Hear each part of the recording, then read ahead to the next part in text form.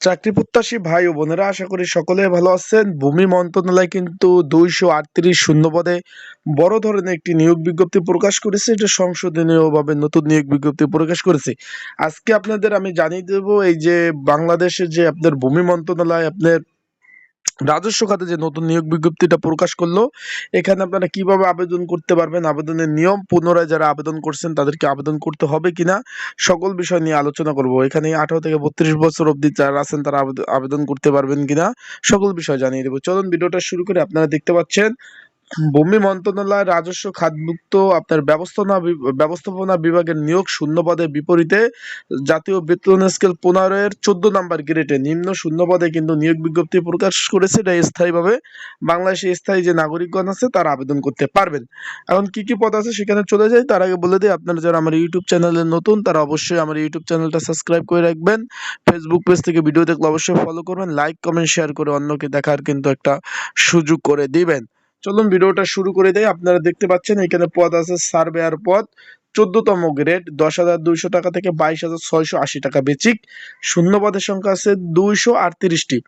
238টি শূন্যপদ রয়েছে, একটি দুইটি পদ না কিন্তু ভাই, 238টি শূন্যপদ রয়েছে। কোনো স্বীকৃত এখানে যোগ্যতা কি লাগবে অনেকে জানতে চান, যে সেখানে একটু এখানে একটু ভালোভাবে শুনেন এখানে কি কি লাগবে।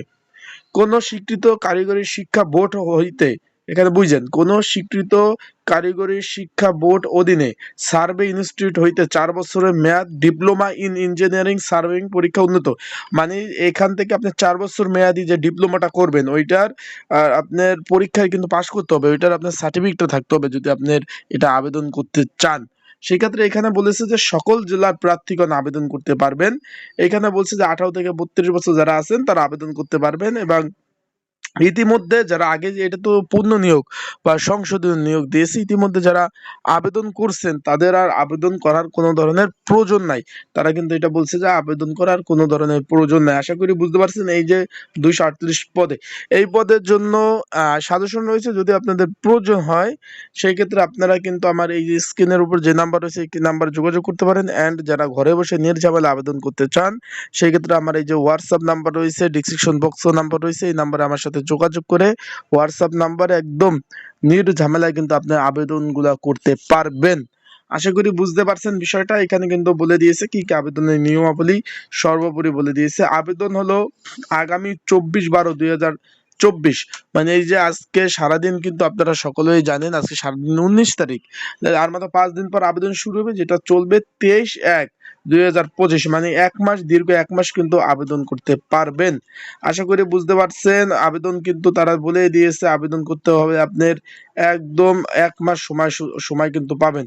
এখানে কিন্তু সর্বোপরি সবগুলো নিয়মাবলী দিয়ে দিয়েছে, কিভাবে আবেদন করবেন, আবেদনের নিয়মাবলী, সর্বোপরি সর্ববিষয় আবেদন করতে পারবেন। এখানে কিন্তু সর্বোপরি দিয়েছে যে কিভাবে আবেদন করবেন। এখানে লেখা আছে সরাসরি বা ডাকযোগে কোনো আবেদনপত্র গ্রহণ করা হবে না। সরাসরি বা ডাকযোগে প্রেরিত সকল আবেদনপত্র বাতিল বলে গণ্য হবে। এটা আপনাদের অনলাইনে আবেদন করতে হবে। আশা করি বুঝতে পারছেন। যারা আবেদন করতে চান অবশ্যই হোয়াটসঅ্যাপ নাম্বার যোগাযোগ করবেন।